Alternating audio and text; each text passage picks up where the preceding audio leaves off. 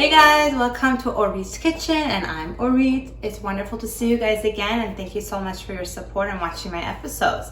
So today, a lot of people were asking me to how to do torshi, or what do you call it, is pickles, right? Pickled turnips, pickled garlic, pickled anything. You can pickle anything you want, okay?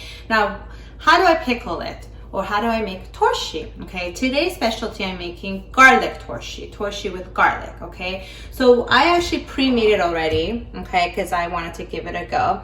And I did, I like to label it to know what day I made it, and I got myself a mason jar. This mason jar has the tint on it, okay, saying that it helps with the protection of the UV rays, okay, but you can get the regular clear mason jars as well, bigger, smaller size. I got these from Walmart. Okay, it's the Ball brand.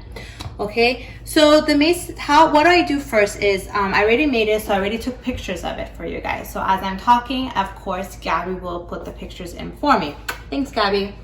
So what we do first is we get a bunch of garlic. This one I'm maybe about 5 long sticks of garlic. Okay, that comes in the net, and I'll have a picture of that for you in there. Okay, and so you're gonna take each garlic cloves out, the big one that has, a bunch of it together.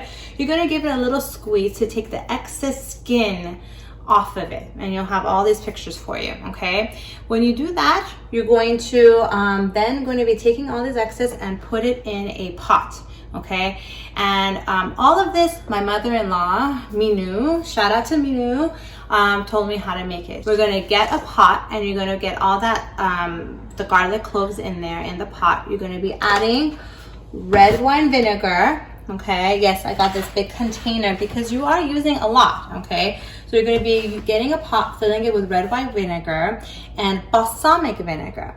I would say about 1 cup of red wine vinegar and about half a cup of the 1 cup of the balsamic vinegar. Okay, and you're going to put it in on stovetop and let it boil. Okay, why do you do this?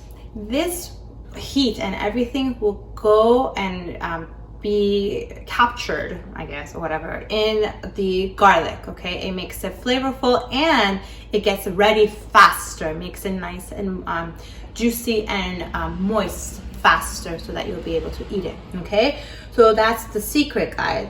So you get all of that. Again, there's pictures of all of this for you. So we put all of that, we boil it up, okay, for about 20 minutes, okay? And then you notice that it becomes a little soft. You can touch the garlic a little, it becomes a little soft, so about 20 minutes, okay? So then you need it to cool off. I'm talking not hot, not warm, cool off, okay? So just let it stand and let it chill, okay? Then you got your mason jar. Once it's cool, make sure that you clean your mason jar. Make sure that it is dry, okay? Because when you put your ingredients in there and you leave it in there for a year, 2 years, whatever, even 2 weeks, it may cause to grow bacteria and stuff like that. So make sure it's nice and clean and dry, okay? So then you're going to take your garlic out of the pot. You're going to put it in your mason jar. You're even going to get the balsamic vinegar and the red wine vinegar mixture. You're going to actually pour it in the mason jar. Also, what you will do is you're going to be putting dry tarragon in it. I'm talking, a cup, maybe like a tablespoon or so. You can even do it layer by layer, like in my picture, okay? Then also what you're going to be adding is dry mint, okay? Also layer by layer, okay? You're going to add about, a teaspoon, tablespoon here and there, layer by layer, if that's what you want to do to make it a little easier, okay? Then what you're going to do is you're also going to add dates. Get seedless dates. And I know there's different types of dates, cheaper ones, expensive ones. Get the cheapest one you guys can find. And even if it has seeds like this one, no big deal. Open it up, take the seeds out, and then you put them in your mason jar. This one has about 3 inside of it, okay? You put them all together, and if you still have more space, you can add some more of the balsamic vinegar and the red wine vinegar in your mason jar here. Okay, so that's it, guys. I hope that's not too confusing, and I hope my pictures kind of explain everything out. I guarantee you It's delicious. Try to make it in advance, put it in your somewhere cool and dry, and maybe leave it for a year or something and open it on a special event, special occasion. Okay, guys? So thank you so much for watching Orit's Kitchen. I'll see you guys later. Bye.